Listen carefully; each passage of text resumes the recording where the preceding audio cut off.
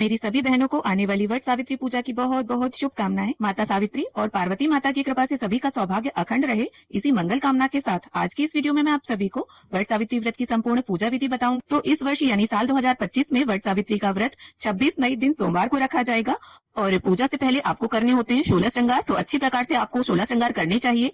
अपनी शादी का जोड़ा, चुनरी ये पहने और महावर, आलता, मेहंदी इत्यादि लगाकर, चूड़ियां पहनकर, कुल मिलाकर दुल्हन की तरह सज धज कर हमें ये पूजन करना चाहिए। तो देखिए, वट वृक्ष के पत्तों से आज के दिन श्रृंगार किया जाता है। आप माला बनाकर या कलाई में भी इसे पहन सकते हैं या फिर अपनी चोटी या जूड़े में आप इस प्रकार से पत्ता लगाकर पूजन करें। अपनी सुहाग की चुनरी ओढ़ें और जो आपकी शादी में चुनरी चढ़ी हो वो उसे ओढ़कर आप पूजन करें। और इसके साथ ही आसन अगर लेकर आए हैं तो उसे बिछा लें। इससे पूजा का पूरा फल आपको मिलेगा और आपके कपड़े भी गंदे नहीं होंगे। और इसके बाद हल्दी या आटे की मदद से आप चौक पूर लें, स्वास्तिक बना लें। तो शास्त्रों के अनुसार सर्वप्रथम माता सावित्री ने अपने पति सत्यवान के प्राणों की रक्षा के लिए ये व्रत किया था, इसीलिए इसे वट सावित्री व्रत नाम दिया गया। तो यहाँ पर मैंने मिट्टी से गौरी माँ बना ली है और एक सुपारी में मौली लपेटकर यहाँ गणपति जी को मैंने बना लिया है। और एक बरगद के पत्ते पर अब हम गणपति जी की और गौरी माता की स्थापना कर लेंगे कि मैं दीपक रखूंगी शुद्ध देसी घी का।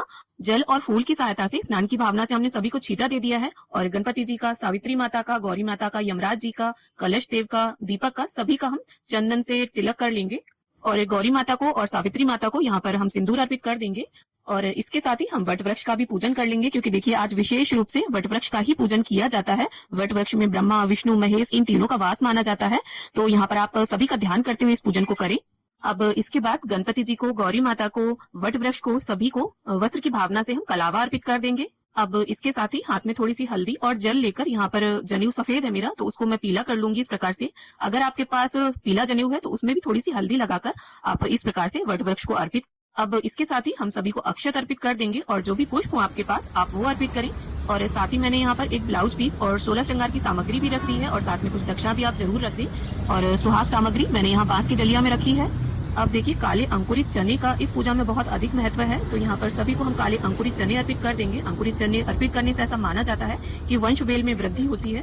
और अगर आपके यहाँ सिर्फ भिगोए हुए या सूखे चने चलते हैं तो आप उन्हें यहाँ पर रखें। और इसके साथ ही जो भी मौसम के फल हैं वो अर्पित करें। इसके साथ ही जो भी आपके यहाँ देखिए भोग प्रसाद में बनता है, किसी के यहाँ मीठी पूड़ी, गुलगुले, मीठे बरगदे इस तरह से बनाया जाता है, तो जो भी कुल परंपरा हो भोग की आप उस प्रकार से भोग प्रसाद अर्पित करें।